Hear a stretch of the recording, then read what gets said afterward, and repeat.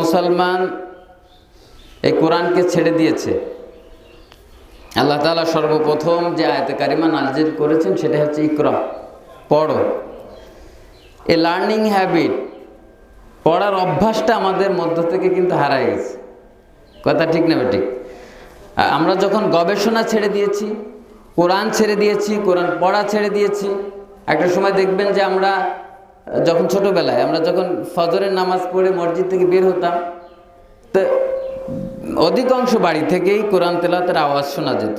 এটা মহিলা কি আর পুরুষ কি, কমসে কম একটা কৃষক মাঠে কখনো যেত না সূরা ইয়াসিন না পড়ে। ইভেন যারা পড়তে জানতো না তারা অন্তত কোরআন শরীফটা নামায় দেখতো, কোরআন মাজিদটা নামায় দেখতো, চুমা দিত, আফসোস করতো আমি পড়তে পারি না।